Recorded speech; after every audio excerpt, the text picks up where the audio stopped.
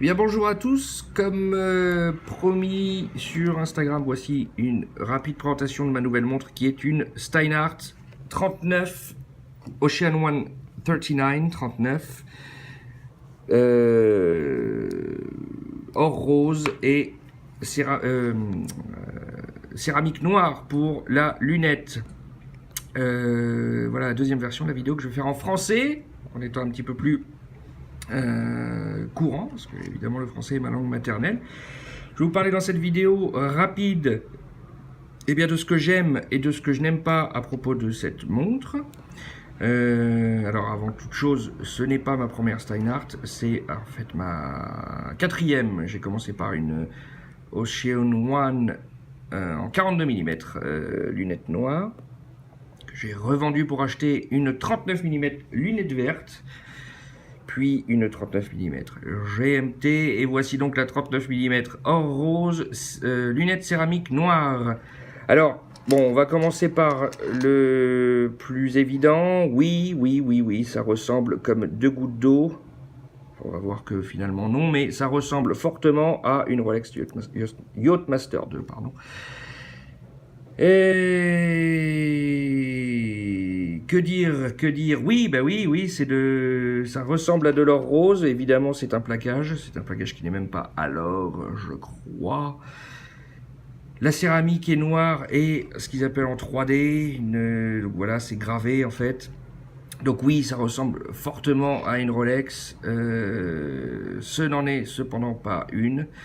On peut voir sur le cadran qu'il est écrit Steinhart, ce qui sous-entend que j'aurais du mal à la revendre en tant que Rolex. Et pour moi, voilà la grande différence entre...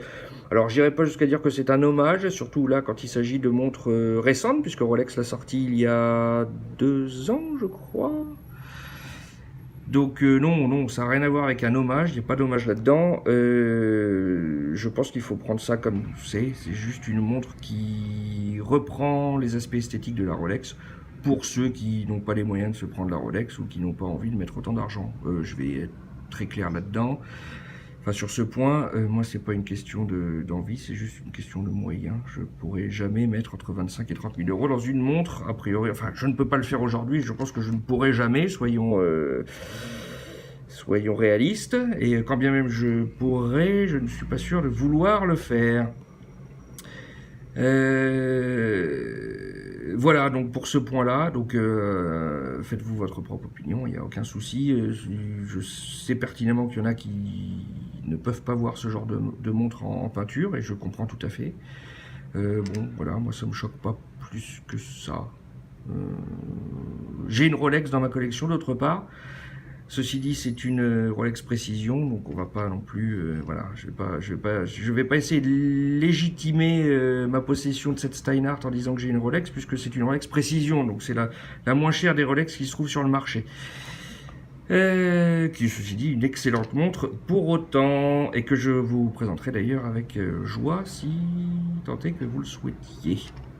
Quoi qu'il en soit, pour ce qui est de ce que cette montre propose, donc c'est une réelle montre de plongée, hein, avec les quelques... par exemple avec la couronne vissée, donc c'est bien une couronne vissée, hein, comme vous pouvez le voir, ce qui vous permet donc réellement de plonger avec cette montre. Je doute que peu d'entre nous le feront, mais vous pouvez le faire. Elle est étanche jusqu'à 300 mètres, 1000 pieds. Donc c'est une lunette unidirectionnelle à 120 clics avec un seul point au Luminova qui est ici, comme la plupart des plongeuses en fait, hein. Pour ce qui est d'ailleurs du Luminova de cette montre, il est très correct comme toutes les autres Steinhart. Bien sûr, ça ne vaut pas Seiko par exemple, qui est encore un petit peu au-dessus. C'est une montre que vous pouvez trouver sur le site Steinhart à 460 € livré. Du moins, c'est ce que j'ai payé pour elle. Actuellement, au moment où je vous parle, je crois qu'elle n'est plus disponible. Elle est en rupture de stock, mais va revenir en stock prochainement, selon eux. Que dire le bracelet est un bracelet en cuir très décevant pour deux principales raisons. La première, c'est que c'est un cuir brillant qui, je trouve, ne va pas très bien à la montre. Bien sûr, pour rester dans l'esprit de la Yachtmaster, il aurait mieux peut-être fallu l'équiper d'un bracelet caoutchouc noir. Bon, le mien est déjà commandé, passe chez Steinhart, ceci dit, je vous le présenterai sans doute quand il arrivera. La boucle ardillon est cependant de plutôt bonne qualité. Elle est vissée, comme vous pouvez le voir ici. Voilà. Et oui, non, elle est plutôt de bonne qualité, tout comme la montre. Le bracelet, quant à lui, est aussi en la taille, donc c'est 20 mm hein, pour l'entrecorne de la montre. Mais ceci dit, celui-ci est en 20S, S pour short, c'est donc une version courte, qui me va juste sur mon poignet de 16,5 cm, qui pourrait poser problème à quelques personnes, tant il est court. Mais encore une fois, je pense que vous avez tout intérêt, si vous commandez cette montre, de commander en parallèle un autre bracelet. Que dire d'autre bien si, alors je ne sais pas si j'ai abordé ce sujet dans cette vidéo, mais à l'heure actuelle, cette montre n'est disponible qu'en 39 mm. Je ne sais pas si Steinhart va proposer une version 42 mm, ni une 44.